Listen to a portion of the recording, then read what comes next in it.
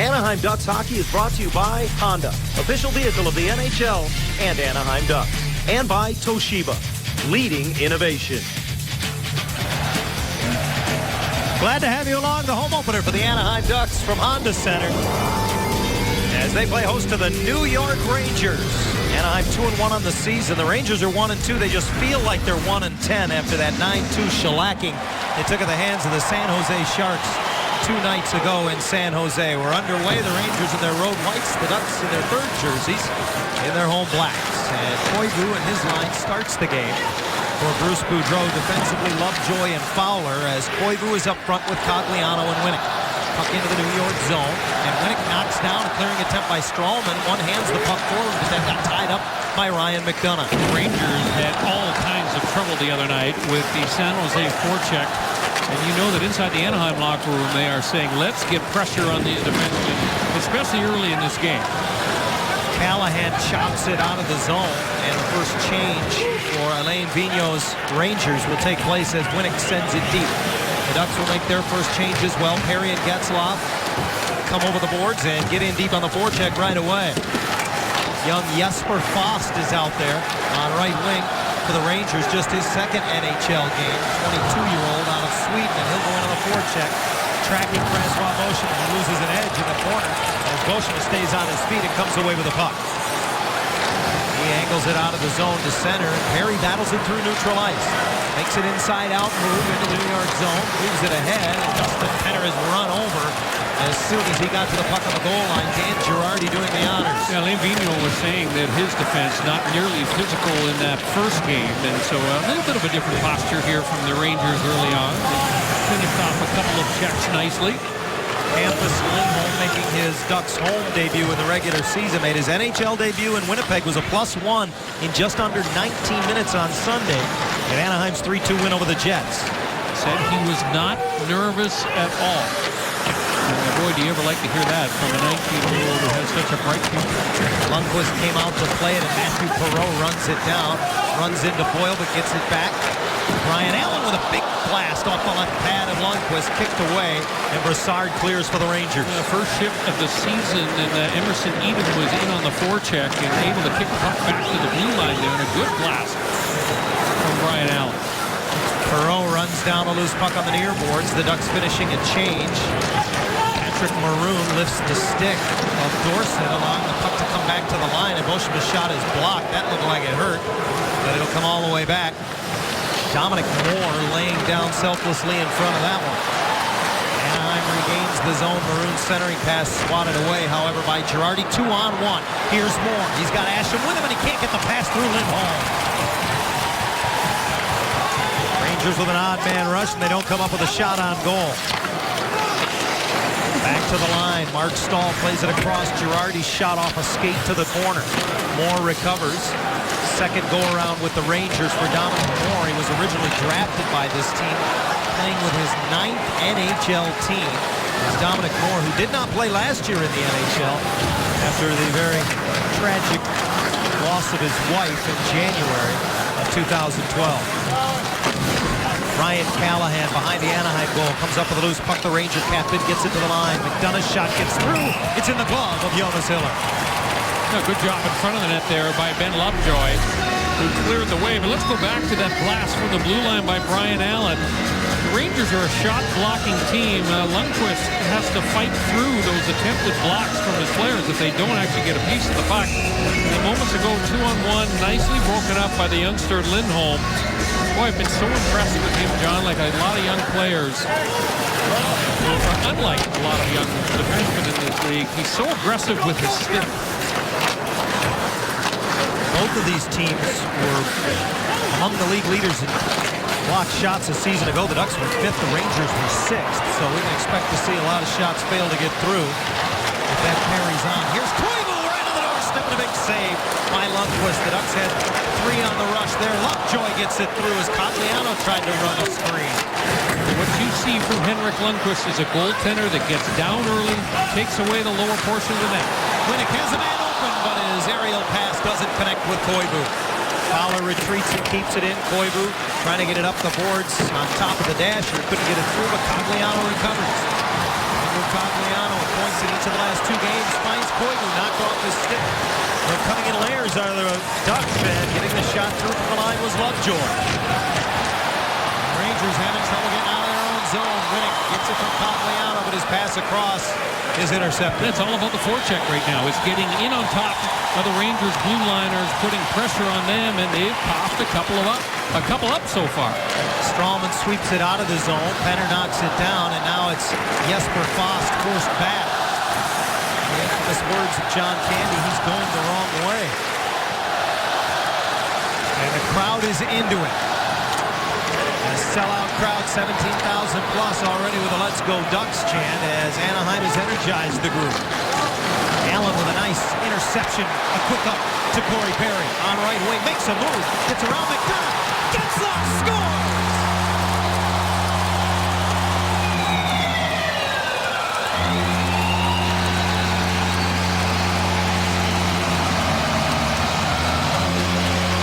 First goal of the season for the captain, and it's a beauty. And watch the zip that Corey Perry puts on this pass. He just jerks off the attempted hit by McDonough, and he drills it to Getzlaf, and all in one motion. Those hands of Ryan Getzlaf, man, it's on his stick blade, and in a wink of an eye, it is in behind Henrik Lundqvist. No chance for the Ranger netminder. What a pretty pass from Perry to Getzlaf. The 10th leading scorer in the National Hockey League a season ago. Getzlaf had only 1 assist through the preseason and the first 3 games of the regular season. But he's set up by his twin Perry, and Anaheim leads 1-0. Silverberg swats it in. Here's Serrani, and it's wide as he had an angle coming in off the left wing. And he was thinking top of the net. And you know the players coming off of the wing against Lundqvist are thinking, I got to get the puck elevated. Tim Solani is trying to pick the top corner, far corner, and he doesn't miss by much. You can see Lundqvist down a little bit early, waving at it with the left hand. Solani misses by about a foot. I always have to chuckle. Every year the Rangers, regardless of who the coach is, Brian, says, we're going to play Henrik Lundqvist about 60 games. We're going to spot our backup, ideally maybe 64. Here he is, 4th game of the season, and it's his 4th start. And here off the face-off, Patrick Maroon and Aaron Asham will square off. Asham will go over 1,000 career penalty minutes with this bout. Maroon, not nearly as experienced. He gets the right hand free, trying to use the reach advantage. Is Patrick Maroon, the 3rd-year man, however, against a 15-year veteran Asham who knows his business. I don't know if he knows Patrick Maroon, though, John. I mean, this is a player in Maroon who spent a lot of time in the American Hockey League. He has earned his way up with the big club, and he's a pretty big, strong kid. He forces the sweater into the face of Asham, then gets in close. He's still there. He finally got rid of the elbow pad. Each of them are trying the short left jabs as they have a hold of the sweaters, and now a little bit of respect as they step in and step away. John, it was interesting that what happens at the beginning of this scrap. The league wants players to keep their helmets on for a fight. Watch Asham. He takes his helmet off. He's not supposed to do that. Watch what Maroon says. Maroon says, you take my helmet off. Asham could get a 2-minute minor penalty for taking off his own helmet. It sounds kind of silly, I know. But Patrick Maroon, to make the fight fair, says, go ahead, take my helmet off. It'll be interesting to see how the referees decide to deal with that, because by the rule book, Aaron Asham should get an extra 2-minute minor penalty for taking his own helmet off. Yeah, and he will. And it's interesting, as you point out, Brian, remember on opening night 8 days ago in Denver, Patrick Maroon fought Cody McLeod, and he took his own helmet off that time, and there was a long discussion between the officials and Patrick as he went to the penalty box. It seemed like it might have been a little bit of a tutorial, if you will, from the officials with a young player, and obviously he's a quick study. I mentioned during that Colorado Avalanche broadcast that the reason why they want the players to keep their helmets on during a fight in case they are knocked down to the ice. They don't want them hitting their head onto the ice.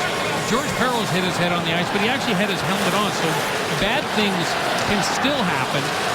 But for the most part, the fighters don't want their helmets on because when they're throwing blows, you can break fingers, you can get cuts on your hands when you punch a guy's helmet. So it's a little bit of a strange new rule because it is counterintuitive, especially for the so-called enforcers in the league. Well, there was a little confusion. They initially put up on the scoreboard that it was a 5-on-3 power play for the Ducks.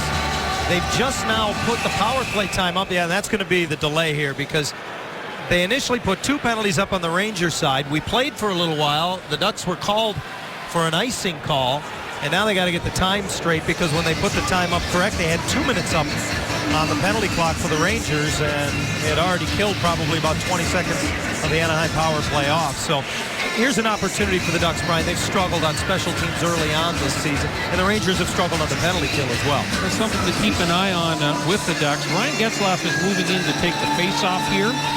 But if they get established in the offensive zone, Getzlaf will take more of a position near the point. It's the first time we've seen Ryan Getzlaf used on the point by Bruce Boudreau. Kind of a little bit of a change-up with the Ducks special teams the last couple of days in practice. Remember, years ago, we used to see Getzlaf, particularly on 5-on-3s, play the point on the power play, but that's the most we've seen that. It was exactly 20 seconds that they had to take off the penalty clock. So as Anaheim beats the Ranger line with a 1-0 lead, they now have 1:25 remaining in the man advantage. They're easy for the night. Girardi down low, hacking at the puck. Nobody will play more than Dan Girardi for the Rangers. They get it back to the point. The quick puck movement from Sammy Vatanen looking for the captain, but he's forced out of the zone by always aggressive Ryan Callahan. Callahan takes it away in a shorthanded bid that Vatanen muffed up as he just got in as close as he could on the Ranger captain. And that was a good read by Vatanen. You saw that Getzlaf was not moving his feet and so was vulnerable for the check by Callahan. You know that Callahan will be all over Ryan Getzlaf whenever Getzlaf's out there on the Ducks power play. And even though he stole the puck away from Getzlaf, Vatanen was in real good position to back him up. Second power play unit over the boards for the Ducks, who are 1 of 9 on the season with the extra man. Silverberg to Perreault. His centering pass broken up by Stralman. Silverberg gets it back to the line. Fowler will trade places with Lindholm. Lindholm works it down low quickly. Perreault tried to set up below the goal line. Back out high for Fowler. Far circle. Silverberg and a save by Lundqvist and trying to poke the rebound home. Was Silverberg, it was Solani who authored the initial shot. But Silverberg denied by his fellow countrymen. Good puck movement from the kids on the blue line. Lindholm and Fowler, and a good one-timer by Teemu Solani. Boy, he got a lot on that. Here is the play by Callahan as he's all over Getzlaf. Recognizes that the captain is not moving his feet. Jumps all over him. Forces the turnover, but a nice pickup there by Sammy Vatanen. 17 seconds left of the penalty being served by Matt Zuccarello. Mark Stahl from behind the Ranger net off the one faceoff will send it all the way down, and that will essentially do it for the Anaheim power play. Fowler and Lindholm back to get it 5 seconds before the Rangers are full strength. We played 7.5 at Honda Center, 1-0 Anaheim. Lindholm throws it right on goal, and it's held there by Henrik Lundqvist. Anaheim strikes first in their home opener, and it's the first of the year for the captain, Getzlaf, from Perry and Allen. There is a good look at tonight's Toyo Tires Driven to Perform player, 31-year-old Henrik Lundqvist. Boy, he is a good one. 2 years ago, named the best goaltender in the National Hockey League, coming off a weaker performance against the San Jose Sharks, in which I would say he was just absolutely abandoned by his team in that hockey game. He was yanked after 4 goals against, but there wasn't much he could do about the 4 goals that he yielded. The thing about Lundqvist that stays with me, John, 7 consecutive years he's been team MVP. 7 consecutive years. Incredible. He has won 20 or more games, 8 straight seasons. Oh, by the way, his first 8 years in the NHL. No other goaltender in the league can say that. And I started to mention earlier, Brian, before I was so rudely interrupted by the fight. Every year the Rangers say he's going to play 60, he's going to play 60. Well, he's played 60 games or more 6 times, but he's played 70 games or more 4 different times in his career. This guy wants to play, and there's no surprise he's been in goal for all 4 of their games already. He's just a superb athlete, and I always go back to, he was actually a 7th-round draft pick, selected 205th overall. What a steal that turned out to be for the Rangers. Face Face-off to his left. Goes behind the goal. Stahl has it taken away by Penner. Again, a very aggressive Anaheim forecheck. But he's double-teamed. Girardi knifing it away, and Stahl able to get the puck out center. Zuccarello kicks it into the Anaheim zone. It's hooked away nicely by Lovejoy right on the tape for Perry. Joined by Getzlaf into the Ranger zone. A little miscommunication as they gain the line. That Zuccarello played in Europe last year, then came back when the season was over and had 8 points in 15 games down the stretch for the Rangers. So they immediately inked him to a one-year contract to bring him back for a full NHL season. Not the biggest guy, a native of Norway, but he sure does work hard. Vatanen intercepts a pass from Stahl at center and sweeps it back in. Zuccarello is one of the shootout specialists as well. I mean, he scores virtually every time he has an opportunity in the shootout. Hyatt brings it in for the Rangers. Derek Stepan, who missed all of camp virtually because of the contract holdout, ends up on his keister. Rangers keep possession. John Moore's shot is deflected off of Cogliano and out of play. So, John, we were talking about this Ranger team, and they're without the services of one of their best players, Rick Nash. This is last season a hit by Milan Lucic. Put Nash out of the lineup for 4 games with a concussion, and then their last game against the Sharks, Brad Stewart leaves his feet. They said that the principal point of contact was the head. Nash is actually flown back to New York, and Brad Stewart got a 3-game suspension for that hit against the Rangers' Rick Nash. Ducks have done well on face-offs in the early going this season, and they win this one. Part of the reason for that, Matthew Perreault gets the puck to Solani in front. Silverberg, and they score!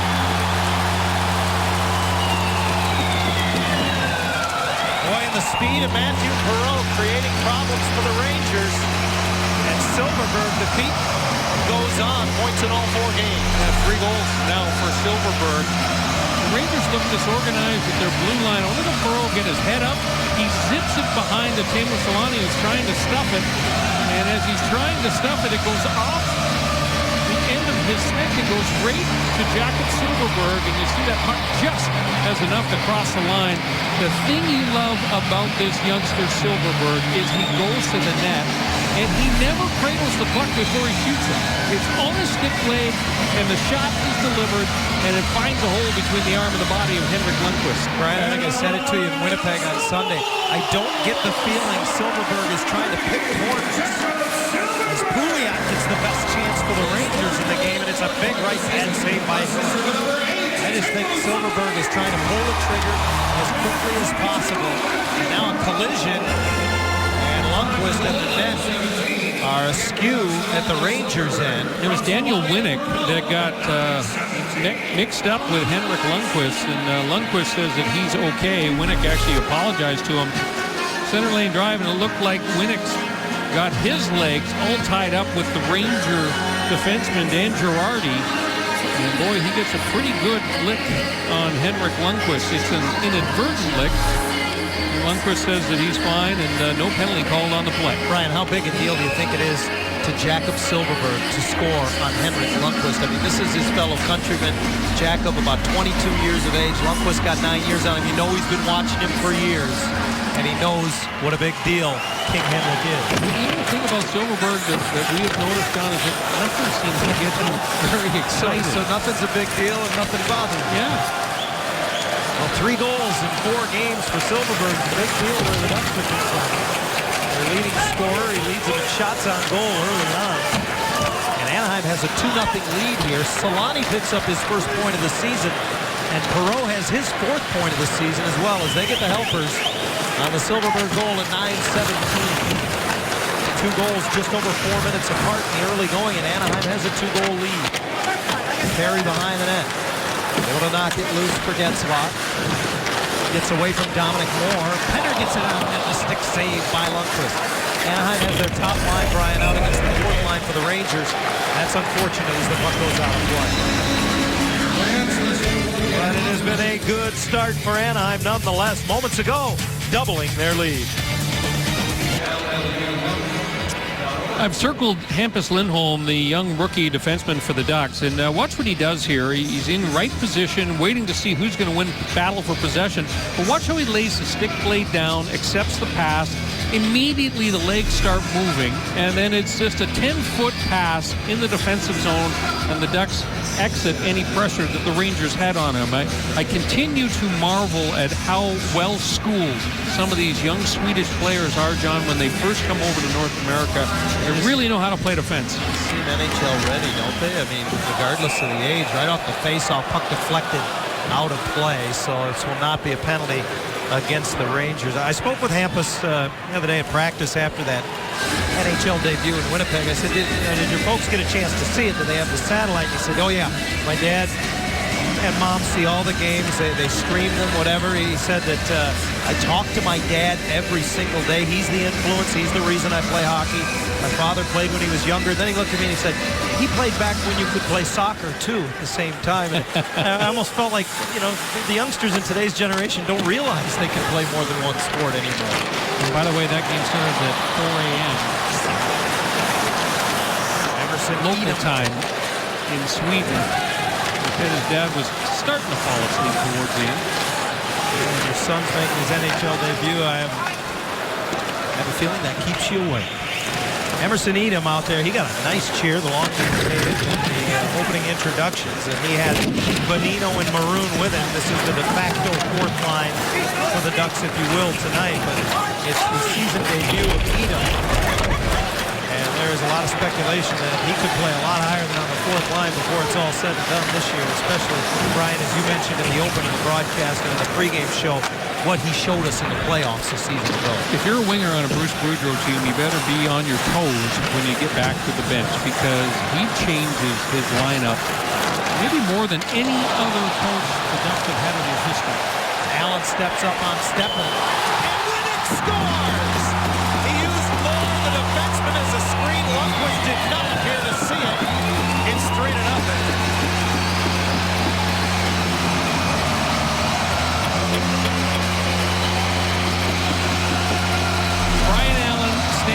In the neutral zone and delivers a beautiful hit, and look at Vatanen, moves it immediately, and it's a quick counter, and Lundqvist is sleeping on this. And remember what I said about a goaltender whose reputation is that he goes down early? I think that may have caught a little piece of the defenseman's stick, but it's a high shot that goes over the shoulder of Lundqvist, and the Ducks are up 3-0. Remember, Winnick had the 5 goals in the first 4 games this season ago coming out of the lockout. That's his first this year. And Lundqvist forced to cover on a loose puck that comes back to him again. 3-0 Anaheim with still over 8 minutes to go in the opening period. So it bears noting that when the Ducks score 5 goals or more this season, Vance Hooters give you 5 free wings. Print the coupon from your home and score your free wings at Hooters, your destination. Free wings in Southern California. Again for the Ducks, the goal by Winnick from Vatanen. Sammy Vatanen gets his first point of the year as he assists on the goal, and right off the face-off, Lundqvist again covers. The new Rangers coach, Alain Vigneault, was asked what he said to his team following the 9-2 thrashing at the hands of the Sharks. And he said, you know what? I spent about 35 seconds on what they didn't do, and then I started to focus on this game tonight against Anaheim. He said the bottom line is this. When you look at the core of the Rangers team, there's 35 playoff games under each of their belts. So he said, we have a veteran group here that knows how to win. He goes, and I'm relying on my leadership group to get this turned around for me. It was an interesting penalty call on Jakob Silfverberg there. He lost his stick when he got tied up with a Ranger player. He dropped his stick almost as if to say, he's holding my stick. Well, he got his stick back on his way to the penalty box. So the Rangers will get their first man advantage of the night, down 3-0. Penalty comes at 11:53. The Duck penalty kill has struggled this season, killing off only 5 of 8 opponents' power plays in the early going. And we will see Emerson Edom, and yes, now he's over the boards for the Ducks. And what worked out well for Anaheim last spring was that combination of Cogliano and Edom. Speed. Creating all kinds of havoc up ice and making it tough for teams to get set up on the power play. Richards sweeps it in for Benoit Pouliot, a free agent signing coming over from Tampa in the offseason, and he gives it back to Richards. Del Zotto gets it to Stepan. Back to Del Zotto. Stepan passes errant off the back of the net. Callahan recovers. Richards sweeps it through an empty slot. Del Zotto will hold. Saucers it on the backhand. Steffen looks, fires, and Boschema got a piece of it. To the end wall, Callahan recovers.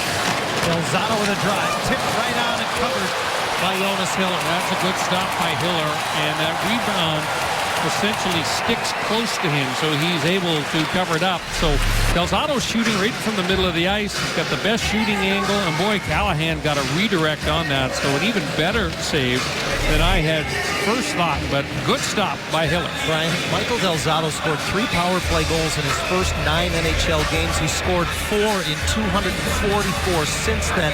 The Rangers need him, though. They had 1 power play goal last season from defensemen. And they're looking for somebody to take over the point on their power play here. It's still, I think, open for competition. They've been looking for someone ever since Brian Leach retired from the Rangers. That's a long time. It's a tough guy to replace, too. You could say that. Puck rimmed around and 40 seconds to go in the Silverberg penalty. There's Derek Brassard trying to get it back for Brian Boyle down low. Rangers recover the puck, and Anton Strawman can't hold it along the wall.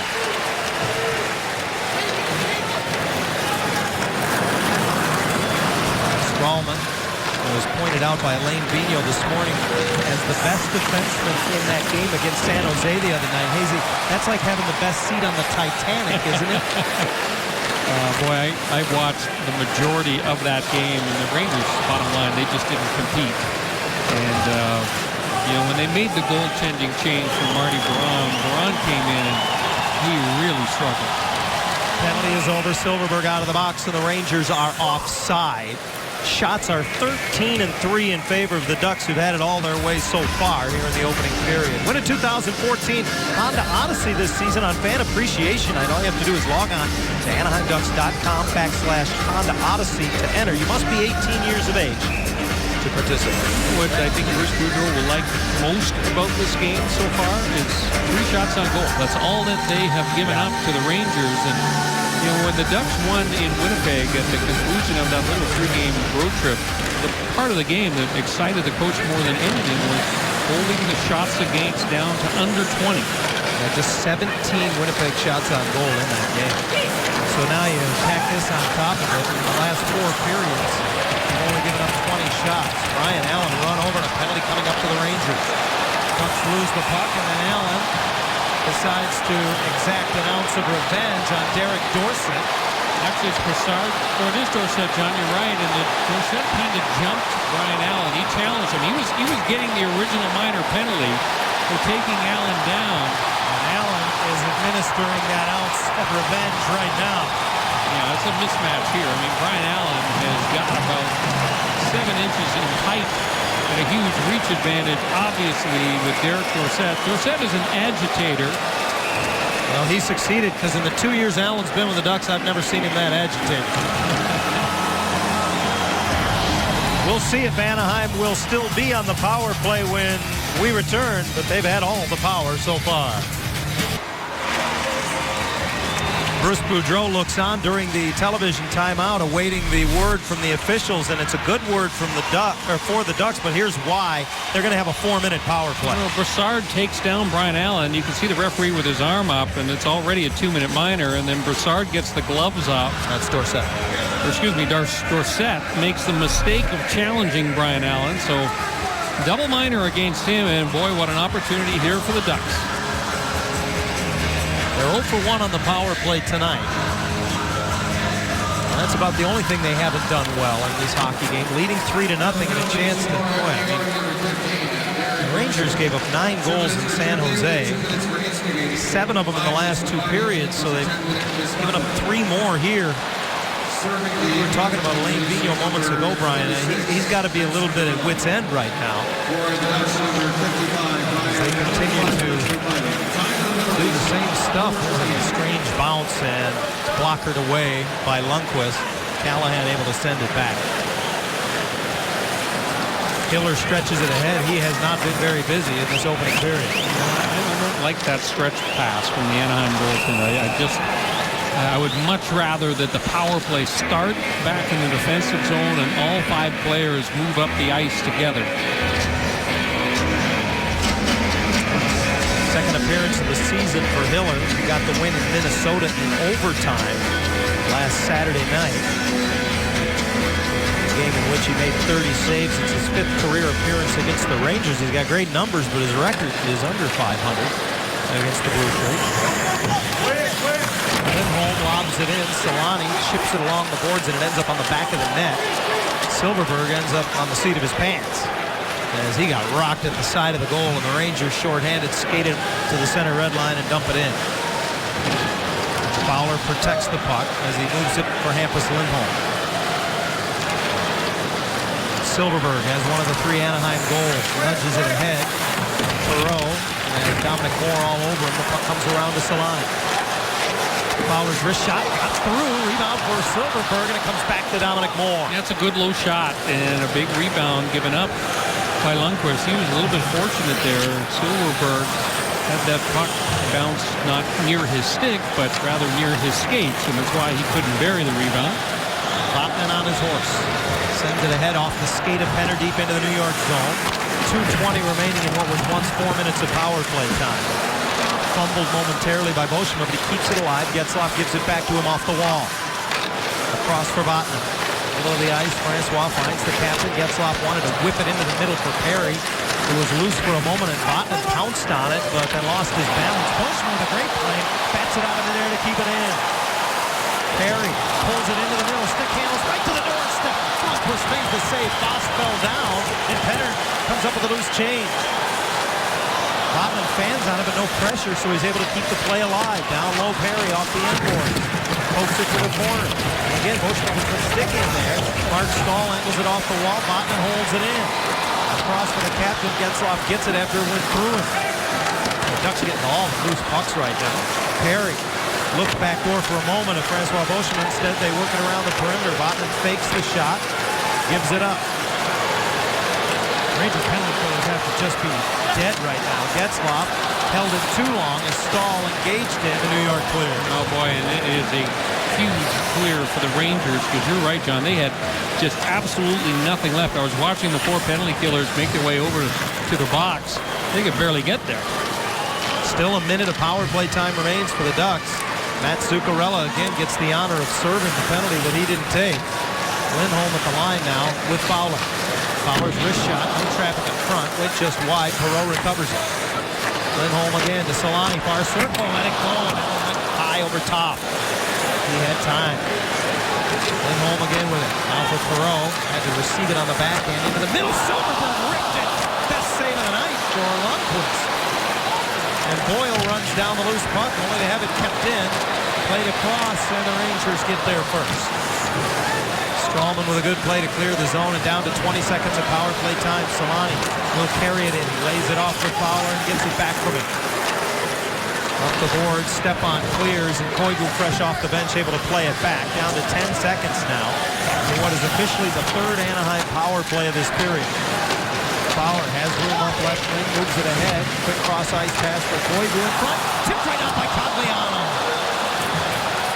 Well, Lundqvist has given up 3, Bryant, but he's been pretty good at times, making 14 saves. He sure has, especially on this power play sequence for the Ducks. That's a huge kill for the Rangers. They stay at least alive in this game, and their goaltender made 2 or 3 beauties. He lays the paddle down to stop this one. And pressure coming from Lovejoy, but Zuccarello protected the puck and moved it out of the zone. Richards engaged with Cogliano. Andrew ended up down. Now just over a minute remains in the opening period. Rangers have surrendered 12 goals in the last 4 periods. Ducks have only given up 20 shots in that same time frame. The two teams right now going in different directions a little bit. They wave the ice in there, and Lundqvist out to play. Edom knocks it down in the corner. Quite a bit of special teams play here in the second half of this first period, Brian. So a number of players that haven't gotten a lot of ice time in the second half of this first period. Edom's one of them as he tries to go to the front of the net, and Maroon nearly got it through to him. Jesper Fast moves it ahead, and Brassard sends it in deep. Fast bumping with Edom in behind the Anaheim goal. Plays it back to the line for Del Zotto. His wrist shot blocked by Nick Bonino. Bonino clears the zone. He was third amongst forwards in the league in blocked shots last season, and that was textbook right there. Yeah, and it was a nice clear, too. He doesn't ice the puck. He knew that Edom was without a stick. Boy, the opening period for the Ducks home opener was an awfully good one. If not for Henrik Lundqvist, this one might already be over. Impressive, to say the least, for the home team. The Ducks with a wide shot advantage and, more importantly, a big advantage on the scoreboard. The captain got it started early, and then one of the new boys, Jakob Silfverberg, before Daniel Winnick added to it. It's 3-0 Anaheim after one. Anaheim Ducks hockey is brought to you by Dollar Loan Center. Get a $2,500 signature loan at one of our 23 bank-style locations. We are Dollar Loan Center. And by Honda, official vehicle of the NHL and Anaheim Ducks. Ducks lead 3-0 after one as we go to Lisa Hillary with assistant coach Brad Lauer. Outshooting the New York Rangers 17-3. You've got to be pleased with the pressure that you're putting on Henrik Lundqvist. No, I mean, we're very happy. I mean, we came out with a lot of energy. We did a lot of things well, the little things especially. And we talked about getting pucks to the net, and that's what we did in the first period. We just got to make sure we keep doing that for the next two periods. Thanks for the time, Brad. Thank you. John? Thank you, Lisa. Brian, the Rangers are remarkably bad 5-on-5 so far this season. They're now -8, including giving up 3 even-strength goals to the Ducks in the opening period. And to me, it's all about their inability to handle the forecheck. And defensively, boy, they are struggling a little bit. On the opening Ducks goal, a little fake by Corey Perry, and he just sheds McDonough, and it's a quick pass across to Ryan Getzlaf. Teemu Selanne sweeps him from behind. You saw 2 Rangers chasing Selanne behind the net. That's a defensive zone breakdown, and Silfverberg makes it 2-0 Ducks. And then Brian Allen steps up in the neutral zone. Boy, Allen and Vatanen have just been terrific. And Daniel Winnick's long-range shot, well, that's probably one that Henrik Lundqvist would like to have back. By the way, that defensive combination of Vatanen and Brian Allen were +3 in the opening period. Those two players seem to really like playing together. Yeah, I've spoken with both of them individually, and they say that both of them are very vocal on the ice. They appreciate that. Allen told me he just wants to know where his partner's going to be, and I told him, I know where your partner's going to be, standing somewhere with his stick in the air telling him, give me the puck, because Sami Vatanen wants the puck. A wide shot and stat advantage for Anaheim in the first period. Look at the chances off of the cycle. The cycle, of course, is when the puck is down deep in the offensive zone and you're kind of moving it around from winger to center, back to winger, cycling it in the corner. And so it tells me when you're generating that many chances off of the cycle that the Rangers are still confused in terms of their defensive zone coverage. Off of one face-off, the clear ends up in the Anaheim bench and comes back onto the ice surface. There's Mark Stahl, who's just as happy as anyone to be playing. Last season he had that vicious eye injury that cost him 27 games, and the year before he missed 36 with a concussion. I mentioned earlier, Alain Vigneault is trying to introduce a new defensive system. The Rangers led the NHL in block shots last year. They were playing a zone for the most part. Now they're playing man-to-man defensively, and it doesn't seem to me that there has been a tremendous buy-in, at least here in the early going. Why do coaches institute man-on-man? Because they think they'll get quicker breakouts and that they'll be able to score more goals on counterattacks, and the Rangers have been a relatively light-scoring team in recent years. Justin Penner into the Ranger zone. They made a change on the first goal of the game. Penner now gets the secondary assist instead of Brian Allen. Penner's +4 in the early going this season. He's only appeared in 3 games, including tonight, after being a healthy scratch on opening night. He gets a chance tonight with Kyle Palmieri out of the lineup to play on that top line again. With Perry and Getzlaf, of course, that is a nice assignment for anyone who can get it. Dangerous cross-ice pass clears the zone. As Boschman able to zip it out. The Rangers regroup and now throw it away. Lundqvist comes diving out. Knocked down, empty net off the post for Selanne. Fat rebound for Silfverberg, who gets his second of the game. It's not getting better for the Broadway Blue Shirts. A couple of absolute brain cramps here on behalf of the Rangers. First of all, what's Delzato? He skates right towards his own player who leaves the puck. And Lundqvist, I don't know why he doesn't cover that puck. You can't poke a puck when you're that far out of the goal crease and expect good things to happen. If you can't shoot it, cover it. He does neither, and it costs him. Boy, Teemu Selanne off the post, and Silfverberg's fourth of this young regular season. 4-0 Anaheim. Second of the game for Silfverberg. Selanne will get an assist off the post shot, his second helper of the game.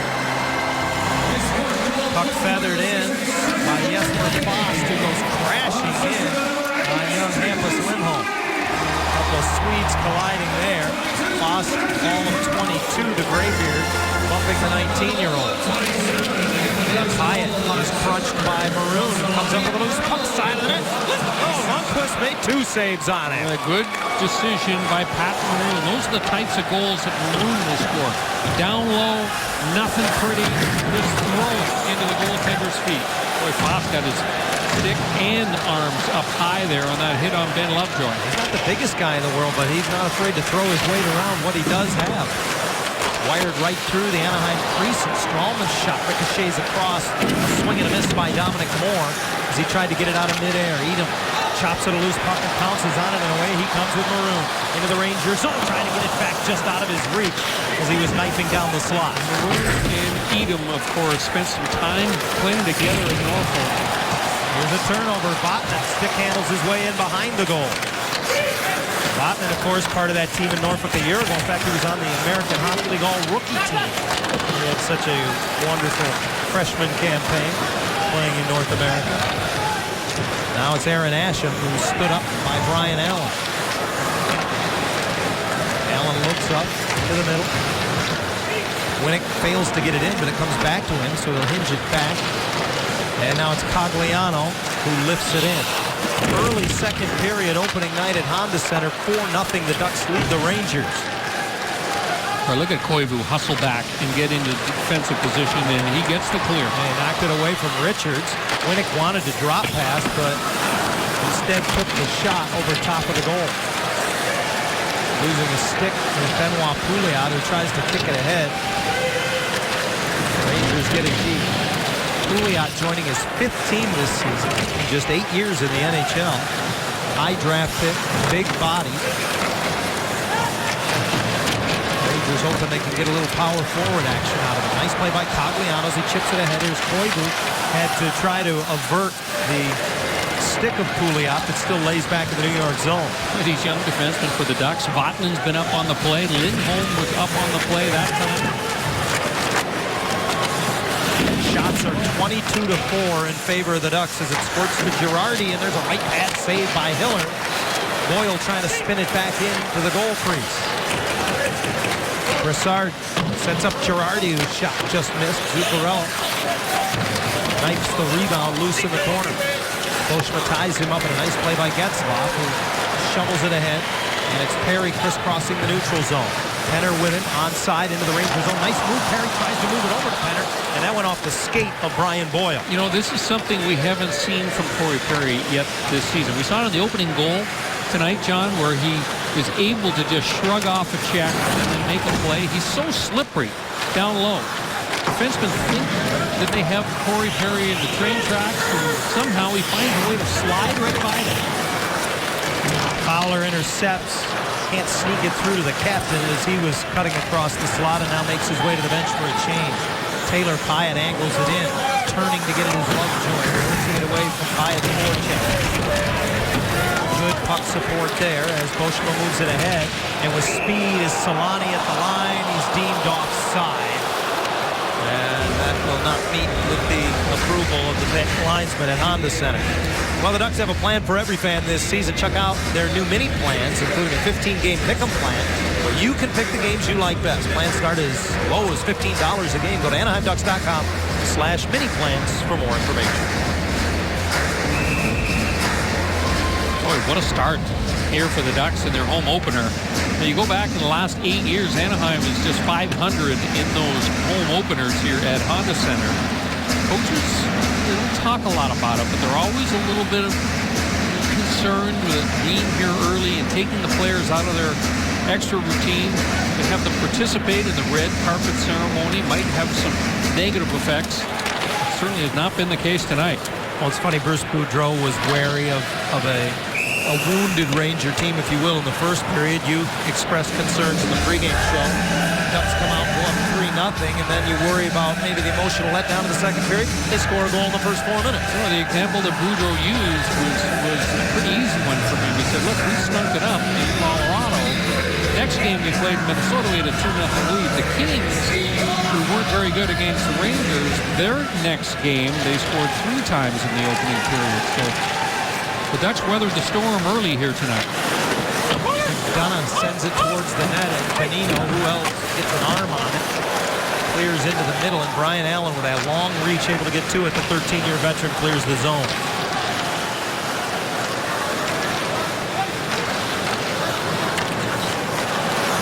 Rangers bring it back in, and there's a good left pad save on Pouliot by Hiller. Richards digs it loose all the way to the corner. Anton Strawman, seventh-year man out of Sweden, swings it around, and McDonough's defense partner steps up right into the slot for Callahan. And a save by Hiller. First real fire drill we've seen in the Anaheim zone in the second period as Bonino gets it out of harm's way and gets it in. Yeah, a couple of times there the Ducks were looking for that quick little pass into the middle immediately in front of Hiller, and they misfired twice. They're living right a little bit not to have to fish a puck out of the net when that happens. Nothing wrong with clean living. Like you would do. That's a good point, Dave. There's a tip shot saved by Hiller. The rebound was there for Boyle, and it's fished away by Cogliano, who drops down. Winnick sand wedges it to center. Yeah, big stop. Nice sequence for Jonas Hiller. I think that was 3 shots for the Rangers that Hiller was able to stuff right on the doorstep.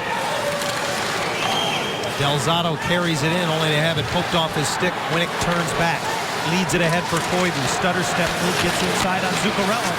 Backhander from a bad angle, stripped away by Lundqvist.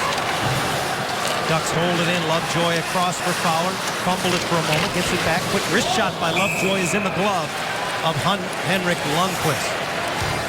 Lundqvist was doing all the saving in the first period, but here in the second, Hiller has taken his turn. Now 4-0.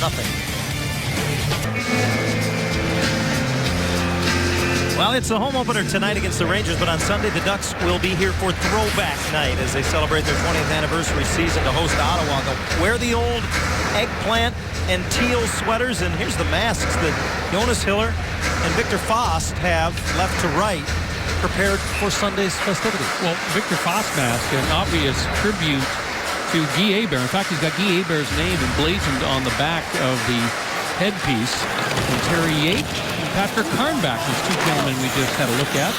Boy, the Ducks have got a great response from their alumni coming back to this game. I think 16 of the original players will be in attendance on Sunday. That's going to be a lot of money. Yake and Karnbach, who will stick around. I don't know if this puck will go far enough for icing. It will, and there is your new hybrid icing on display, as anything close is going to be icing this year. Dustin Fenner almost got even with the Ranger defenseman. There's, again, a good look at Terry Yake on the left and Patrick Karnbach, a couple members of the original Mighty Ducks of Anaheim squad. Terry Yake, the first player in Mighty Ducks history to record a hat trick.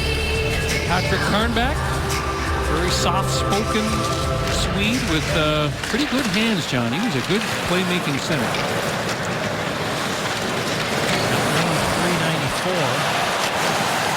Lundqvist deep in his net, but that's the way he plays as he makes the save on Perry. Yeah, it's Perry again. I mean, you think you got him. And, boy, I'd love to see Corey Perry challenging people one-on-one. You can see the defenseman Strawman back. He thinks he's got him, but Perry manages to kind of pull that puck into his wheelhouse, walks right around McDonough again, and Lundqvist makes a pretty good stop. Perry with an assist tonight, now has points in 3 consecutive games. Here's Winnick, and he sets up Koivu. 5-0.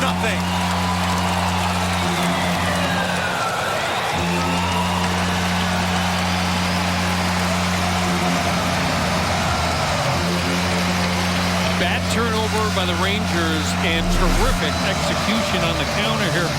Look at the patience that Cogliano shows. He slips it down to Winnick, and he knows Koivu's coming late.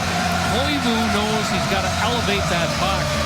But boy, that is a pretty looking play, and you got to feel a little bit for Henrik Lundqvist. I'm surprised, John, that they are leaving. I keep Lundqvist looking to the bench every time, and I can't believe that wasn't enough. I mean, this is 2 games in a row where Lundqvist doesn't even get to the halfway mark of the game, and he gives up 4 or more goals. We're going to get an icing call here against the Rangers. With 11:36 to go in the second, Anaheim's already scored 5 goals. So fans, that means Hooters will give you 5 free wings. Go to AnaheimDucks.com/Hooters. Print the coupon. It's redeemable in any Southern California Hooters location in the next 24 hours. You know, Marty Baron is the backup goaltender for the Rangers. And, you know, he's a guy that's been around the block. He's 36 years old, so it's not like they're protecting a young goaltender from putting him into this situation. So I almost have to wonder aloud if there might be some kind of an injury situation involved with Marty Baron for him not to be going in at this point in the game. He did come in 2 nights ago in San Jose. He gave up 5 on 21 shots in just over 30 minutes of that game. Baron has a terrific career record against the Ducks. He's appeared against them 9 times. He's 8-0-1 and shut them out 3 different times. When I was looking ahead at the schedule and doing some prep, Brian, I was thinking that maybe looking at the Rangers schedule, they're in the midst of 4 games in 6 days. This game might set up well for a start for Marty Baron. Again, taking into account that the coaching staff says they want to give Lundqvist nights off this season, but early on it's not the case. That look on his face says it all right now. The Rangers. He's hoping when Vigneault looks down the bench, he doesn't see him. Yeah. They're in defensive disarray right now, and it's not fun when you're a goaltender and you go in and you have lost a little bit of faith or trust in your team and how they play defensively. Oh, the numbers are startling from a Rangers perspective. They gave up 47 shots in San Jose on Tuesday. We're not halfway through this when they've given up 25 already to the Ducks. And of course, the goal totals are no better. They've given up 14 goals in a game and a half as well. And an errant pass will be deemed icing, as Lindholm would have been the first to get to it. And a reminder, as you enjoy a cold one, you can look forward to Miller Time coming up later on in tonight's game, as brought to you by, of course, Miller Lite.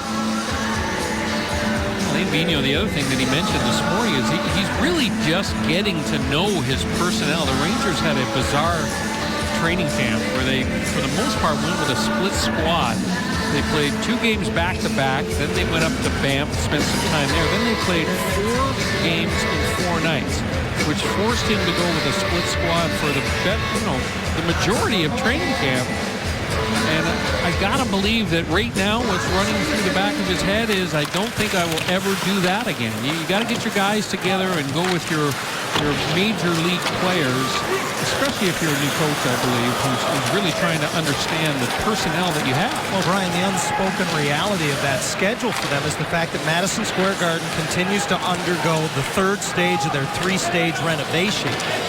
The Rangers won't play a home game until October the 28th. A week after that, they'll host the Ducks in the second and final meeting between these 2 teams this year. And that's the reason all of their exhibition games were road games. You mentioned the Banff trip. They were out for 9 days as a group. Went back to New York for 3 days, made the final cuts, and then they've been out here on the West Coast now. Today is the 8th day of a 10-day trip that will conclude in St. Louis on Sunday. And then they come home only to go on the road for the next 4 games that'll see them go back and forth between Gotham and wherever they have to play those road games. But that's kind of the reality of the situation. I mean, there really was probably no other way they could do it in this preseason other than on the road. Now, I don't know if you have to go in the preseason to Western Canada when you're the New York Rangers. Well, you can turn it around, of course, in a hurry, but as we've said so many times, you play 9 road games. If you go 2-7 in those first 9 games, pretty big 8-ball. You are really, really behind.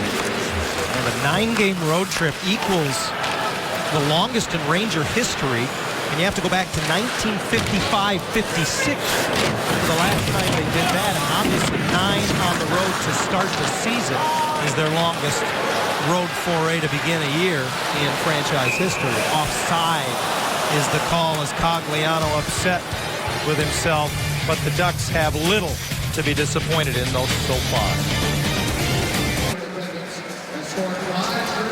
Welcome back to Honda Center, standing by with Teemu Selanne. You guys have 5 goals on the board. You have 2 assists. Why the success? What's working for you guys out there right now?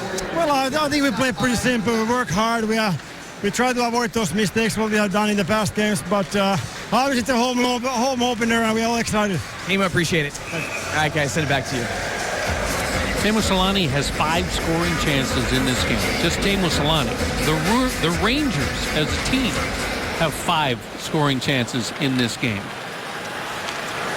So they're even with the 43-year-old. First 2 points of the year for Selanne. Matthew Perreault has picked up a couple of assists as well. They both drew those assists on the 2 Jakob Silfverberg goals. He now has 4 lamplighters on the year. And here's Perry with Getzlaf. Perhaps numbers for the Ducks again. Perry on the wing tries to spin away, gets upended, but as he lays prone on the ice, he hooks it behind the goal penalty coming up to the Rangers. The one thing the Ducks haven't done tonight is score a power play goal. They'll get a chance here. It'll be interesting because his first power play unit with Ryan Getzlaf on the point has been ineffective. They've had trouble getting set up in this game. Getzlaf's going to start on the bench after finishing this shift. There's the trip. Heading to the bench. Dominic Moore will take a seat.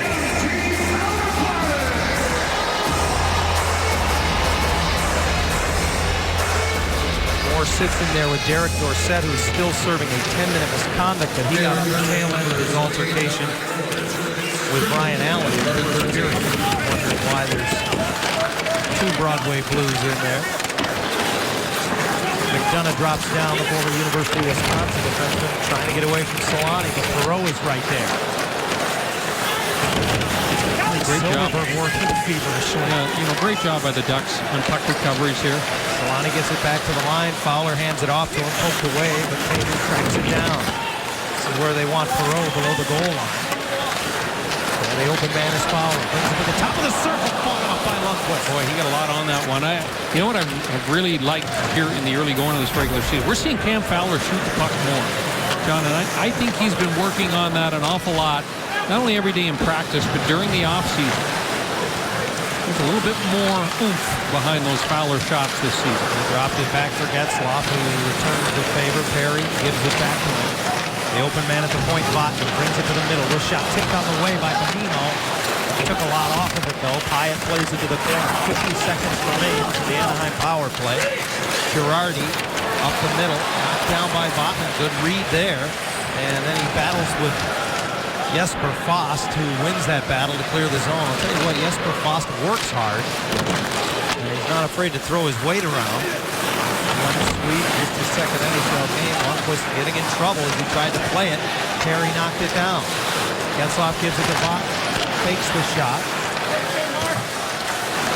Now it's motion below the goal line. Perry right through the crease. Getzlaf uses a skate to stop it.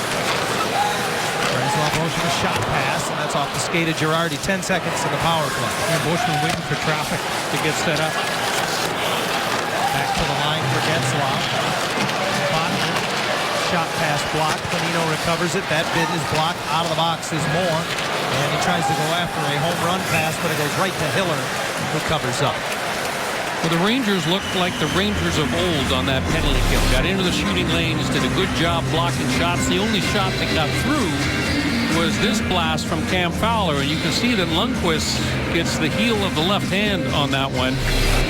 But boy, Cam Fowler gets the momentum going forward. He winds up, and boy, he just hammered that. That was a good save by Lundqvist.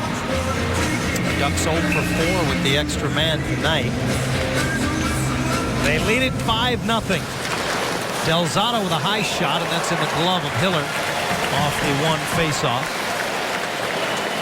Travis Rogers anchors the only live local morning show in Orange County. It's weekdays from 6 to 10 a.m.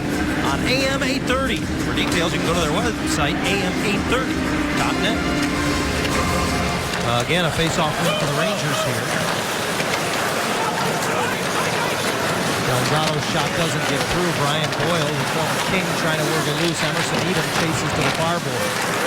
Gets help from Allen, and now starts back with Maroon. Trying to dump it in, but it was batted down at the line. Nice play by Delzato. And right back comes Derek Brassard. Brassard, one of the three who came over from Columbus in the Marian Gaborik deal at the trade deadline a year ago, forces Anaheim to clear the hard way. Icing will be the call. Alain Vigneault, after watching his team get spanked in San Jose, would have loved to have practiced yesterday. I bet he would have. But he couldn't. And probably his players were breathing a little bit of a sigh of relief because of a new clause in the collective bargaining agreement, the agreement between the players and the owners, that if you're playing back-to-back games on the road and traveling, you can't practice the day following that second game. 3-on-2 are the Ducks. As a result, Brian, it was no surprise to you and I at the morning skate today that the Rangers had a longer morning skate than did the Ducks, because it's really was the only thing Vigneault could do. After not being able to practice his charges, the Rangers spent every bit as a team, almost to their allotted 45-plus minutes to have a morning skate. Usually you see the regulars after about 20, 25 minutes start to filter off to the locker room. Not the case today for the Rangers. This line has been very good for the Ducks tonight, and the pressure has been kept up sky high. Lindholm floods down a loose puck. Now Bushman with pressure from Callahan. Richards behind the net, loses it, but again Callahan comes up with it. He hooks it back into the side of the goal, but Hiller stayed put, got a stick on it. Rangers keep getting the loose pucks though. Yep, much better in this second period, John, than the first for sure. Winning a few more battles. The Ducks have cracked a couple of times. Nice play by Lindholm, Brian. His stick was tied up, he kicked the puck ahead. A little thing like that, but it enables Anaheim to vacate the zone. He just continues to impress. And nice pass by Cogliano coming late. As Fowler, but saved by Lundqvist. He continues to be busy as the Ducks have added to their lead in the second. Jakob Silfverberg was the player that the Ducks had to have if they were going to move Bobby Ryan to the Ottawa Senators. And boy, he has certainly come alive here in Anaheim. 4 goals already this season, and as we watch all 4, you'll see they all have one thing in common. He doesn't cradle the puck, he doesn't catch it. As soon as it's on his stick, he shoots it. And he shoots it pretty accurately, too. So what a great start to his Anaheim Ducks career for Jakob Silfverberg. 10 goals in 48 games a season ago in Ottawa, 4 goals in 4 games here. And as I started to say earlier, I've mentioned it a couple of times to you, Brian. I don't think he's trying to pick corners. He's just trying to get the puck on net as quickly as possible. If he picks a corner, so be it. But that first goal tonight just kind of went through Lundqvist because of that quick release. He sends another one to the net. That's a smart shot. He puts it into the feet of Lundqvist, and he puts pressure on the goaltender to do something with the rebound. Outlet pass misses Derek Dorsett, so with the hybrid icing, Brian Allen gets to the dots and the whistle is blown. We're down to 4 minutes to go here in the second period. Bruce Boudreau's team has just totally dominated, especially the third and fourth line of the Rangers tonight. Brassard, Boyle, and Zuccarello have had not much going on, and the same can be said of Dorsett, Moore, and Asham.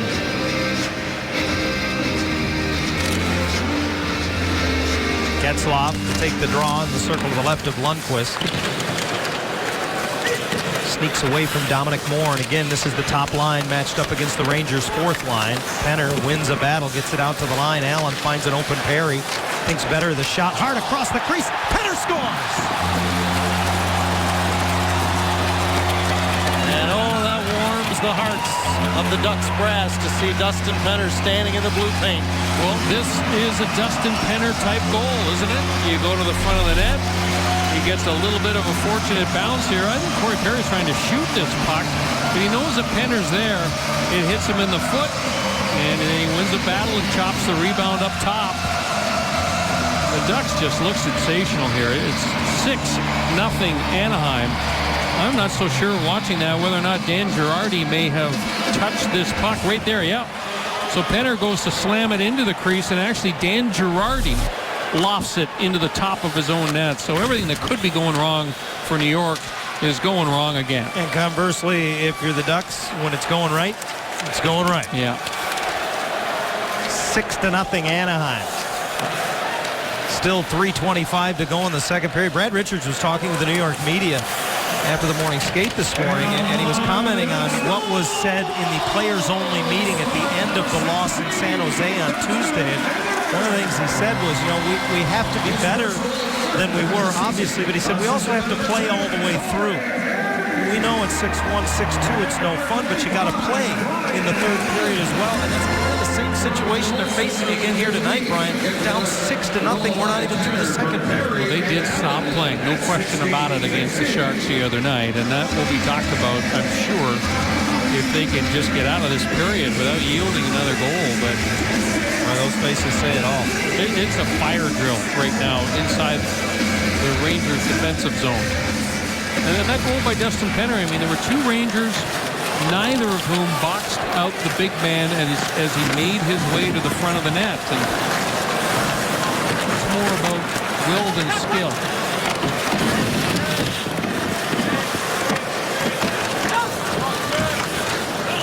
Lovejoy pokes it free for Fowler behind the Anaheim goal as the Rangers at least evened the pace in this second period from a shots on goal standpoint. Puck deflected over the glass and out of play. I think they're going to say it wasn't even deflected, so that'll bring the faceoff back outside the blue line. After getting only 3 shots in the first period, the Rangers have authored a dozen here in the second. But nothing really is going to soften the blow of a 6-0 deficit late in the second period. And it was an honest question from the New York media this morning, Brian, when they said, are these line changes? Because Vigneault juggled 3 of his 4 lines and all 3 of his defense pairs after the loss in San Jose. And everybody said, are the line changes because of the performance or because Rick Nash is out of the lineup? And I think in essence, Vigneault said yes, meaning that it was a little bit of everything. But then his defense pairs were all shaken up as well. It was a team effort all the way around in that 9-2 loss to San Jose. I thought we were going to see an icing call there.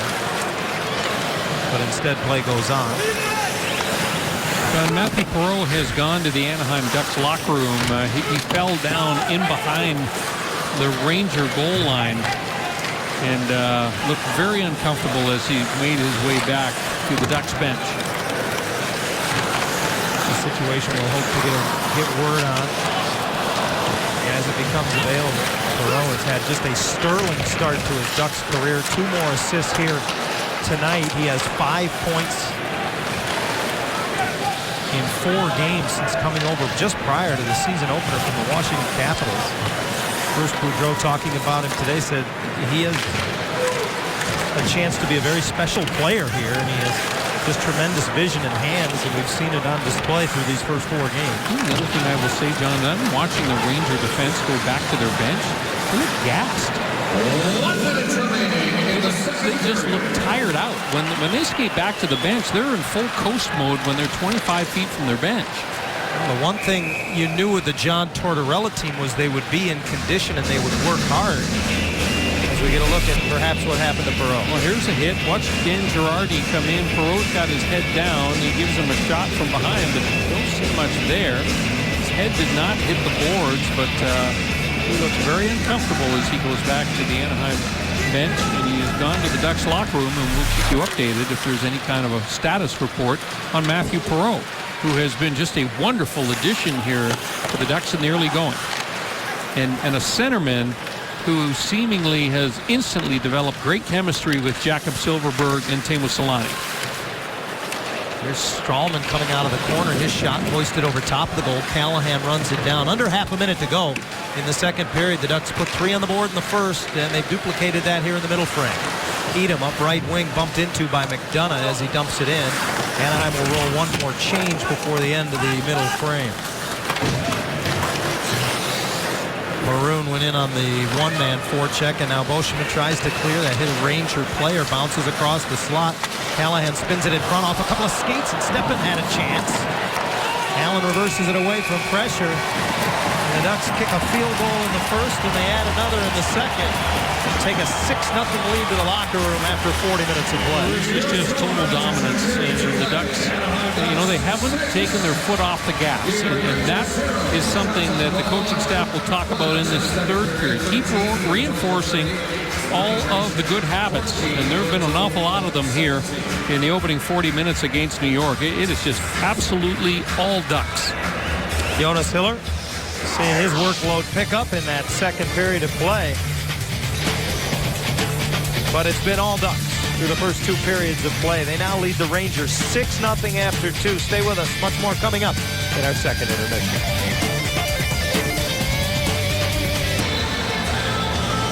All rights to this broadcast are reserved, and any rebroadcast, recording, or retransmission or other use of this broadcast without the express written consent of the Anaheim Ducks is expressly prohibited. No other way to put it, Brian Hayward, but it is point night at Honda Center. Well, so many players have had great nights thus far. Silverberg with a pair of goals. Perreault stays hot. Teemu Selanne, who records his first 2 points of the regular season with a couple of assists. But, boy, Sami Vatanen and Brian Allen each +5 in this game so far. Third period underway as Fowler wanders back to get it in his own zone. Now he'll set up shot behind the goal. Shots are 30-17 in favor of the Ducks. The Rangers in their last 5 periods have surrendered 77 shots on goal and 15 goals. And maybe the only thing in question to begin this third period is whether Henrik Lundqvist would come out to begin the period for the Rangers after what he's been subjected to in the last 3 nights, and the answer to that is yes. Well, I'll tell you this much. The Rangers here have not seen a forechecker in past the half mark to start. So you know what they're trying to accomplish here. They're saying, look, we're not going to win this game, but let's play defense this game. Let's cut down on the scoring chances against. Maybe win a period and try to spoil the shutout. I think more than anything, it's really about defensive confidence for Alain Vigneault. I mean, they've given up 15 goals in their last 5 periods, so they want to throw a goose egg up there on the board here in the third period. That would be job one, in my estimation, for me. Pleasantries after the whistle. Getzlaf mixing it up. I believe that was Dan Girardi that he was having words with. Dan Girardi's an interesting one for the Rangers. I mean, here's a guy who played over 28 minutes a game last year, Brian, and he's as reliable as they come as far as knowing he's going to be there night in, night out. He's missed 4 games in the last 6 years. And when you play that much, that really is an impressive statistic. Girardi, one of the team leaders, he's got to be a little bit agitated by what's going on with his club as we see Jesper Fast again trying to deliver the physicality to Brian Allen. Even though he bounced off of him, he was losing the tail of the tape. Silverberg lost his stick over there. And it's Fast and Allen who continue to joust. And Fast gets out from underneath Brian Allen and then hooks it back to Boyle. And a penalty coming up here to the Ducks. It's going to be Brian Allen. Yeah, Brian Allen was a little bit upset. Bonino blocks that shot. But Brian Allen was trying to send a little bit of a message there, I thought. The second shift of this period. And he stepped into the gray area. He said, that's enough. See that he might be in a little bit of pain. Here's the play that Nick Bonino took it on the inside of his right leg, so right on the calf muscle, and that's a bit of a stinger. That doesn't tickle. Penalty to Allen gives the Rangers their second power play chance of the night. New York on the season, 2 of 11 with the extra man as Richards weaves his way in, gives it off to Pouliot. Speaking of Bonino, he's a big part of the penalty kill. He hobbled right to the Anaheim locker room. Whether he'll be evaluated or whether he's trying to walk it off. Callahan tries to walk it into the goal crease. Elzado loses it, and Koivu flips it back. Good pressure by Lindholm. He chases that puck. Realizes the player's on the backhand side. Callahan again cutting to the net, tries short side this time, but Hiller held the post. Shot gets through, kicked aside by Hiller. Didn't have a lot on it. A little bit of a changeup by the time it got to the Anaheim netminder. Richards moves it into the middle quickly to the left wing. Step in a right-hand shot, gives it back to Richards, who's manning the point. His one-timer swallowed up by Jonas Hiller. Coming up on Saturday, it's another full day of football, beginning with the pregame show. Then Iowa State takes on 20th-ranked Texas Tech on Fox Sports 1, followed by 15th-ranked Baylor and Kansas State on Fox. Then it's a huge Pac-12 showdown. Number 2 Oregon and number 16 Washington, followed by Tulsa and UTEP on Fox Sports 1. Fox Sports, your home for college football all season long. John, a little bit of light showing here by the Rangers. Good punt movement on that power play. Jonas Hiller makes a couple of nifty little saves. Lundqvist out to play it as it's cleared off the faceoff. Under a minute to go in Allen's penalty.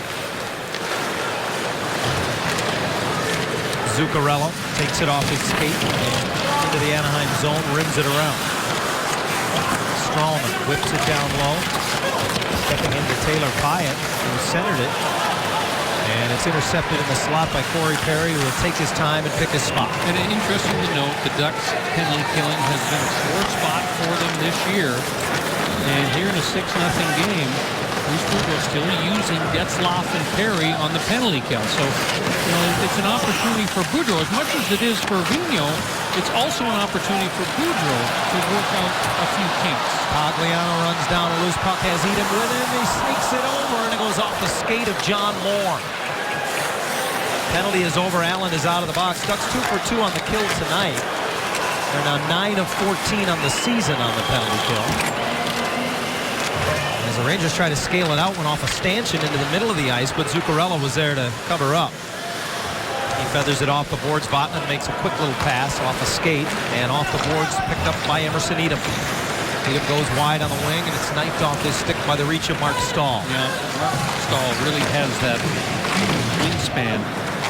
Edom had that puck. Looked like he had a little bit of speed behind him, but he did not initially intend to go wide, and I think that'll be something that more and more often we're going to see from Emerson Edom, that he gets the puck, just puts his head down and goes right down the board. Girardi fans at the point. Edom pressures, but the Rangers able to hold it in. Dorsett behind the goal. He had one of the 2 goals in San Jose on Tuesday. His first as a Ranger. Came over in the Gaborik trade a year ago, but was injured at the time and never appeared in a regular season game for the Rangers down the stretch. Maroon, Getzlaf, and Perry together on the top line right now for Anaheim. Dustin Penner began the game on that top line, has a goal and an assist in this one here tonight. John, we're getting word out of the Anaheim locker room, a couple of injuries for the Ducks. Matthew Perreault is not going to return. It's an upper body injury, and Dustin Penner is out with a lower body injury. That explains Maroon's presence on the top line right there. And of course, at the outset of the period, just a few moments ago, we saw Bonino go to the locker room, hobbled by after blocking that shot. So the bench, there's a lot of room on the Anaheim bench right now. They're down 2, and at least for the moment, 3. And that could make things interesting here in this third period. Richards trying to keep it deep. As the Rangers look for something to build on. Steppen centers. Richards' quick shot is blocked by Francois Beauchemin. Off to the races. It's the 43-year-old Solani. This pass broken up in the neutral zone. Winnick without a stick goes to the bench. Richards into the zone. Cuts right across the slot. Backhander glove by Hiller. Good stop by Jonas Hiller. Brad Richards takes it to the backhand side, trying to hoist his puck up into the top corner, and Hiller says, not a chance.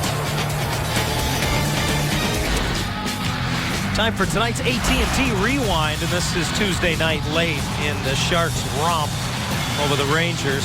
Tomas Hertl, the 19-year-old, with his 4th goal of the game, and it's one, Brian, everyone in the league has seen. It reminds many of us of the Merrick Malik shootout goal from a few years ago with the Rangers. So I guess if you're New York and you're a Ranger fan, you can't really take issue with it because Malik played for the Rangers when he did it.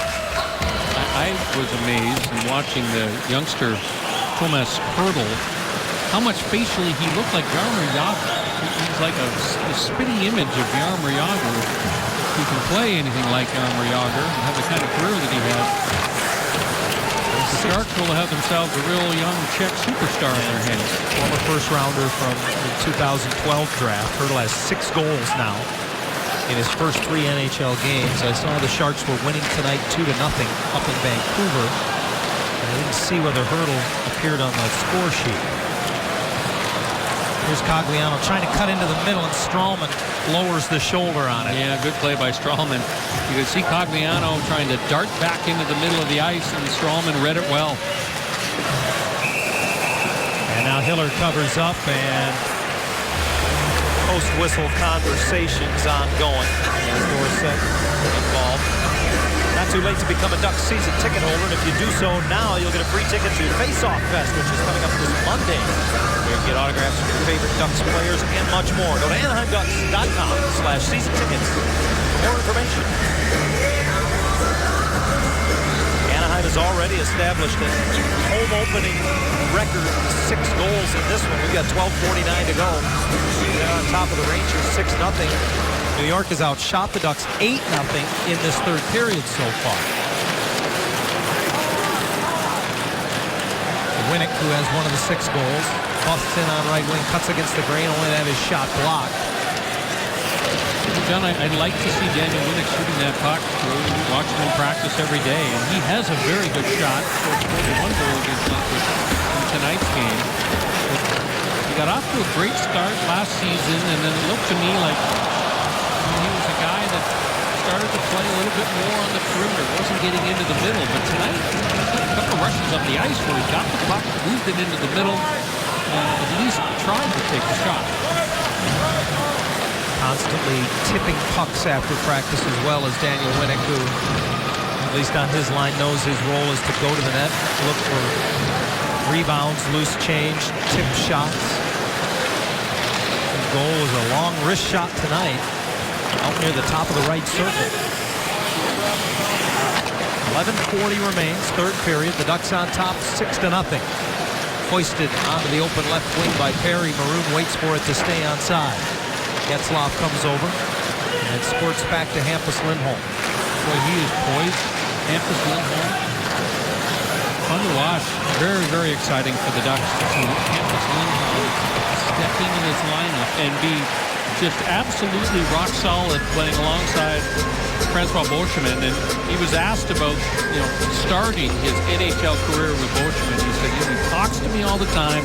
He's always in the right spot. My job is really to make his life as easy as I can possibly make it. He spent 1 year playing Division II pro hockey in Sweden. Back home, that's not the elite league. That's the next level down below. And then after being drafted, said, I want to come over to North America. I want to play North American hockey. That was Hampus saying that, not so much the Ducks organization. And were it not for injuries, he would have gotten a great deal more experience in Norfolk than he did a year ago. I think he played just 33 games for the Admirals. This is his second game with the big club in a game that counts. Vatanen hooks it back. He's only playing in his 12th NHL game. When you look at the Ducks defense, it's a decidedly young group. Cam Fowler is in his 4th year, but he's not yet 22 years of age. We talked about it a lot during that road trip, Brian. A lot of teams in the league are using young defense. Well, the Ducks, defense is at such a premium right now. The Ducks more than anyone. Quite honestly, I mean, their core looks so good moving forward with the blue liners that they have and the guys making contributions. Lindholm, Vatanen, Fowler, Spiza, who is not yet healthy. He's only 23. Fowler's still 21. Lindholm 19. Here's Solani, set up by Silverberg, just wide as he went to the backhand. And a rolling puck that comes out center ice. Lindholm doing what he can to get a stick on it. Beauchemin trying to find Solani, cutting through the middle, but he missed the mark. Getzlaf delivers a hit. Transition for the Ducks, who counter right back. Maroon drops it off the wall for Perry. Tries to split the D, cutting to the net, brought it with him behind the goal. Over is Lindholm, quickly across. Beauchemin right back for Perry, can't get it off his skate.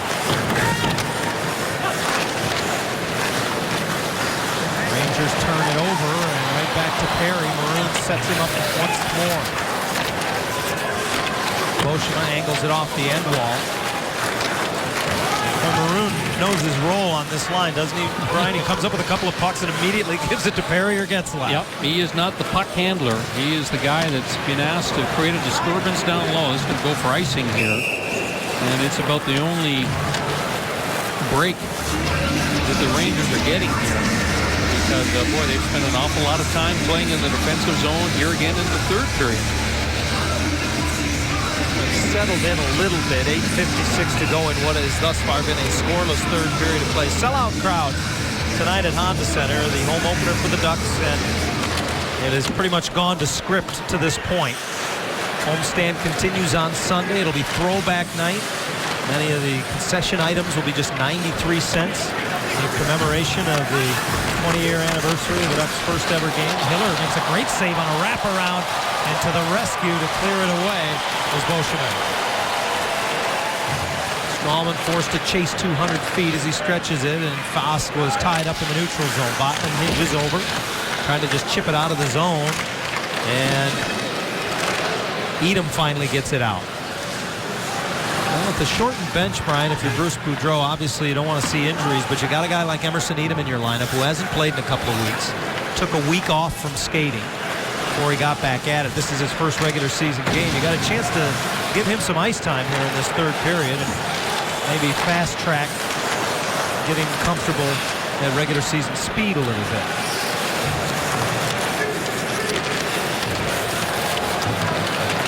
Or maybe you just look at it as if I got to play who I got right now because my bench is pretty short. It is pretty short. I mean, 2 forwards down for Boudreau. I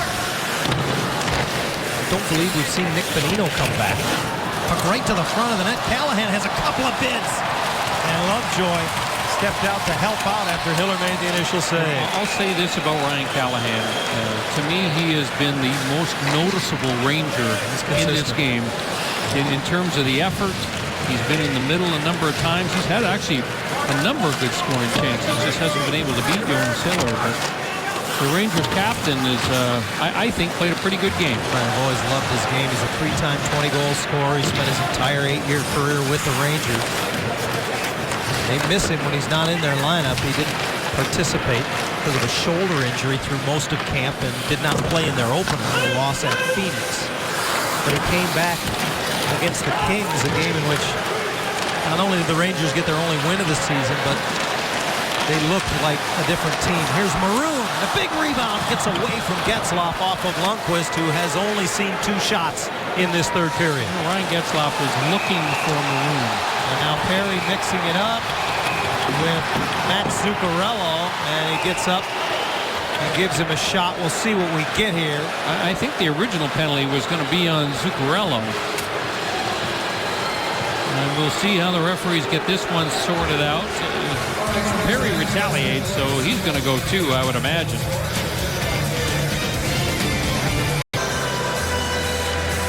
Well, I'll tell you what, the young defense has had a sensational night tonight for the Ducks. Cam Fowler, 3 shots on goal, just under 19 minutes. Hampus Lindholm playing with Beauchemin over 19 minutes has really been good, and the same can be said about Sami Vatanen, but Lindholm has made some nice defensive plays.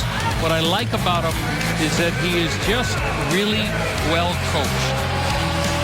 He's lugged the puck out of his own end. He's had the legs moving, and boy, he makes nice plays with the puck. Little subtle little passes from Lindholm have been very, very noticeable in tonight's game. Now, how about Sami Vatanen? I mentioned a +5. Remarkable. If that number were to hold up, it would tie the Ducks franchise record for a single game plus-minus.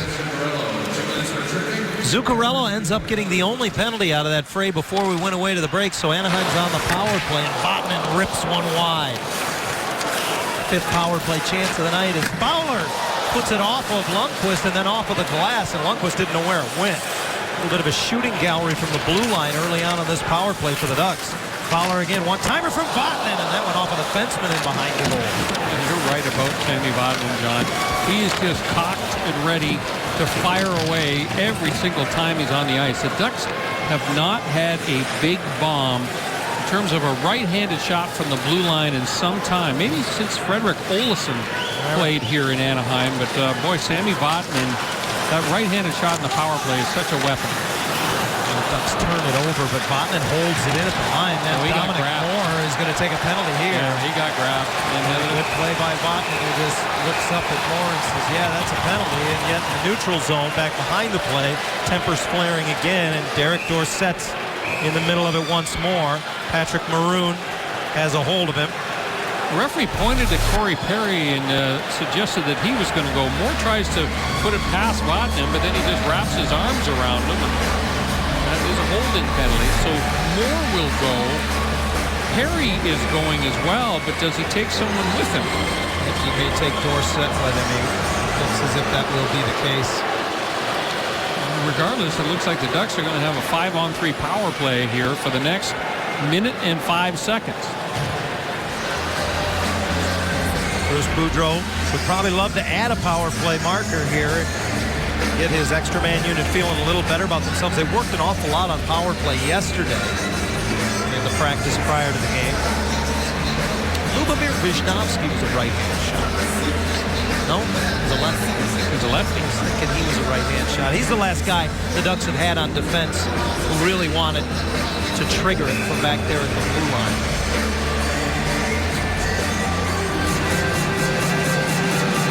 It is 5-on-3 as Moore gets the initial penalty. It is Dorsett and Perry that get the coincidentals to go with it at 14-17. And that's a big face-off win for the Rangers, and they'll just steer it down. Anaheim had a 4-minute power play earlier in the game. Now they have a 2-man advantage for the next 50 seconds. Lindholm moves it. And Silverberg chips it ahead to get it back. Now they rim it around. Solani will let it go to the point for Francois Beauchamp. Plays catch across the top.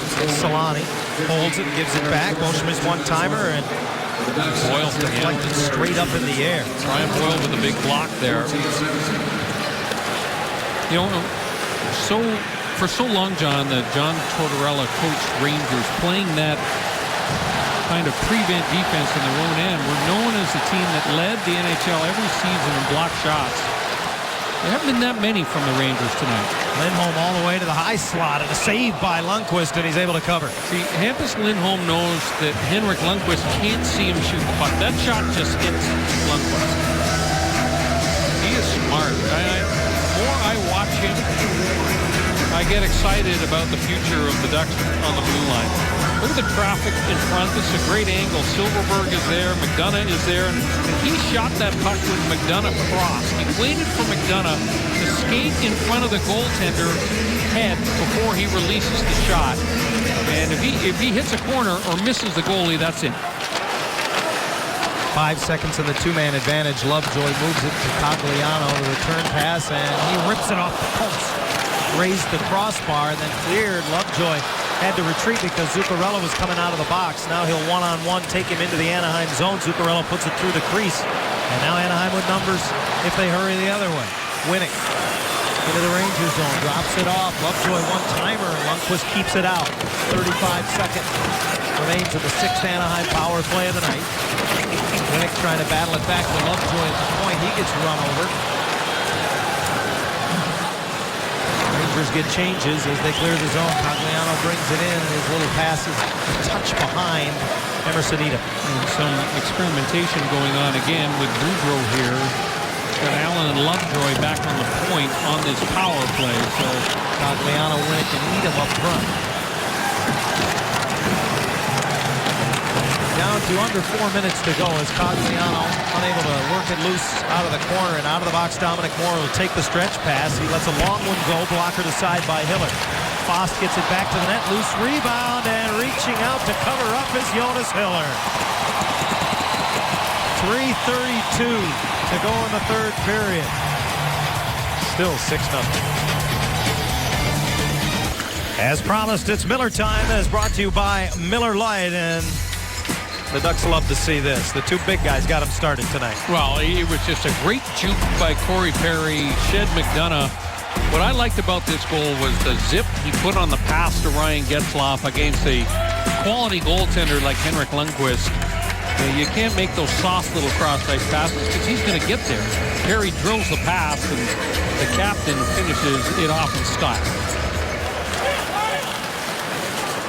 Rangers have settled things a little bit in the third period here. They have outshot the Ducks by a 14-6 margin in this period. So Jonas Hiller has felt the puck a little more. Yeah, well, what goes unseen in a 6-0 game is just how well Jonas Hiller has played here in the home opener. I mean, it's not an easy game to play for a goaltender when you're not getting a lot of work to start the game.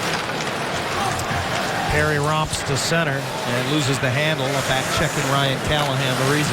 But having said that, every goaltender will take a nice fat lead that he has been gifted with, and that's what the Ducks provided Hiller with. He's been very good in the third period, very sharp, controlled his rebounds. And now the only thing that remains is whether or not he can keep them off the board. Hyatt's shot is off his glove and behind the goal. 2.5 minutes remain at Honda Center.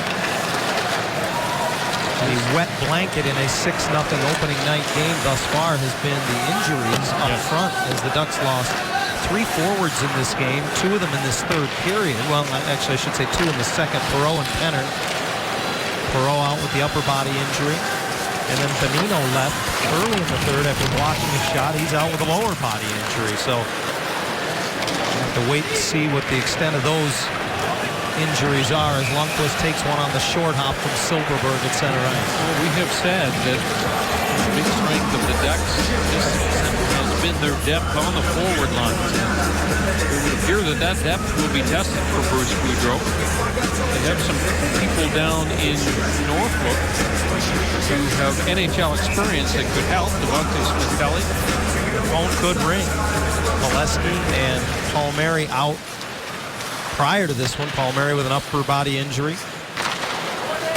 and a thumb injury for Matt Molesky. So early in the season, but the MASH list continues to grow for Anaheim. The good news is, after struggling a little bit defensively early on, some young players starting to feel their oats a little bit back on the blue line for the Ducks, getting a great performance tonight from Sammy Vatanen. Emerson Edom getting back in the lineup tonight with a good bid there to run down a loose puck in the near zone, and then a big hit on Dorsett by Edom. Teams are going to find out just how powerful a man Emerson Edom is. I mean, he's bigger and stronger, and dare I say, he's even faster this season. And he's just turned 21 a couple of months ago. The thing I always get with Emerson is that he has huge expectations for himself. Yeah, you're absolutely right.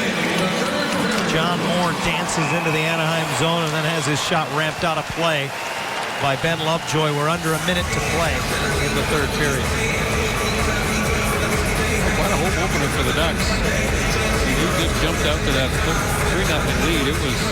They just looked like an absolute powerhouse in the opening period tonight, and then put it in cruise with 3 more goals in the second period. And then it's been all about Jonas Hiller making a couple of stops here to try and protect the goose egg. 48 seconds now. All that remains, 37 shots on goal tonight for the Ducks. They had 30 of those in the first 2 periods of play. Early in the year, that surpasses their opening night total from Colorado. A lot of wonderful performances in this one. Now we're seeing Daniel Winnick in the middle, Brian. Really shouldn't surprise us because of the injuries we just mentioned. He got a lot of time playing center in the preseason, and Bruce Boudreau told me afterwards, he said, now we know it's an option. And they're going to look at that option some more here and maybe moving forward, depending upon the extent of these injuries we talked about. But they come to their feet, what was a sellout crowd of 17,179 to begin the night at Honda Center. Many of them have decided to take an early exit from this one because it has not been hotly contested since the first period. A standing ovation for their Ducks, who did it all right tonight. Moore carries in for one last bid. Hiller gives up a rebound, pulls it in, and holds on for 1.8 more seconds is all that stands between him and his 17th career shutout. Yeah, a great job by Jonas Hiller in this game. Like I said, not easy for a goaltender to maintain his concentration. The team was just absolutely dominating the opening 20 minutes. The Rangers made a little bit of pushback from New York. I think will make Vigneault happy here in the third period. But boy, just a wonderful opening with their Honda Center experience this season for the Ducks. They dominated every facet of the game. And what I love more than anything, John, Lindholm, Vatanen, Fowler, the young defensemen were sensational. They got a lot of support. Brian Allen was terrific in this hockey game tonight. But boy, if not for the injuries, and we don't know any details on the extent of those injuries in terms of how serious they are, this could pretty much be a perfect home opener. 6-0 Anaheim gets the win, a franchise mark for most goals scored in a home opener here at Honda Center, and they improved to 3-1 with a victory for the Rangers. They go back to a drawing board that seems to be front and center almost for them at every practice now, as the West Coast did not treat them well after getting a win against the Kings at Staples Center a few nights ago. The last two games have seen them outscored by a 15-2 mark. Plenty of candidates for tonight's three-star selection here on opening night at Honda Center. Let's see who they are. And now, here are tonight's 3 stars of the game as voted by the broadcast media and brought to you by Honda. Tonight's 3rd star of the game, stopping 34 shots with the shutout, number 1, Jonas Hiller.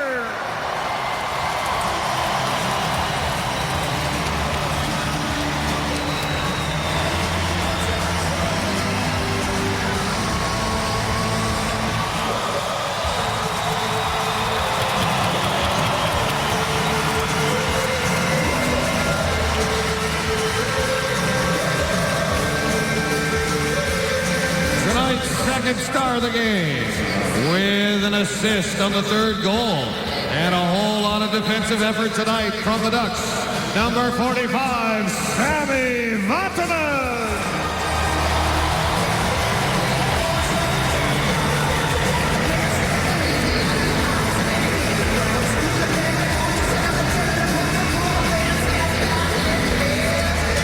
And tonight's 1st star of the game with an assist on the 6th goal, and again, putting up a big defense on the blue line, number 55, Brian Allen.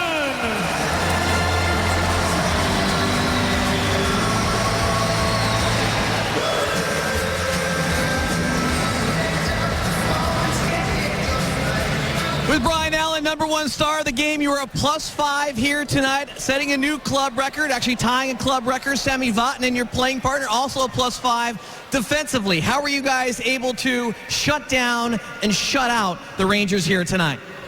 It was just a focus right from the start of the game. I think we realized, they were going to come out hard, and they're a good team, and we just tried to counter with quick breakouts, and I think that was the key early on. You guys win the last 2 on the road. You come here, your home opener. You just dominate the Rangers in front of a sellout crowd here this evening. How important is it for you guys to really set the tone starting a 5-game homestand here at Honda Center? First of all, it's great to see so many fans out, and it's a real huge boost for us as a team. So, I think we responded well seeing the crowd that we had tonight, and, we just got to carry it forward for the rest of this homestand. Brian, congratulations. Thank you. Brian Allen, number 1 star of the game. Anaheim Ducks win 6-0 in their home opener, completely dominating the New York Rangers. Stick around, everybody. Coming up after the break on Ducks Live, Brian Hayward and Mark Rogan, Dino on the Grand Terrace. Don't go anywhere.